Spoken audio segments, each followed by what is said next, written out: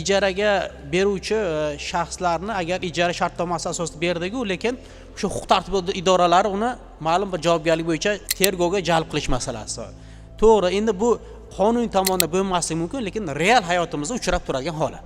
Masalan, kimdir mulkini ijaraga berib, kvartirasini ijaraga berib yoki tadbirkorga ijaraga berib turib, barobar sudga yoki tergovga qatnayotganini eshitamiz, ba'zan guvoh bo'lib qolamiz.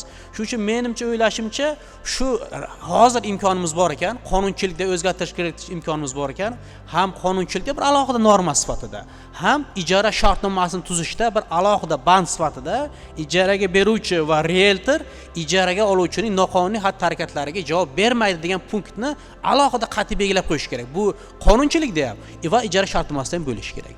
Keyin yana bir masala, ijaraga olgandan so'ng ijaraga beruvchining ham haqqi kafolatlanishi kerak. Chunki men masalan oddiy bir maktab direktori mulkni ijaraga berdi, stalovoyni. U yerda tadbirkor ovqat pishirib sotyapti. U shartnoma tuzilgan, pul to'layapti. Lekin men maktabni o'quv jarayonidan ortib turib, bu nima ovqat tayyorlayapti, ovqat qilib retseptiga amal qilyaptimi, erta bolalar ovqatlanishda qanday bir kasallik kelib chiqadigan bo'lsa, men ham baravar javob beryapman. Maktab direktoriga sen nega qaramagansan? Bolalar falonozdan ovqatdan zaharlanibdi yoki bu narsa bog'chada mana bunaqa bo'lib degan holatlarni eshityapmiz-ku.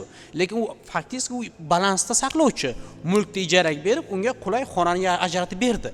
Qonunan u majburiyat tugadi. U har kun turib nazorat qilish, qanchalik javob berish ham bu masalani ham bir qonunchiligimizda bir aniqlashtirib ketishimiz kerak.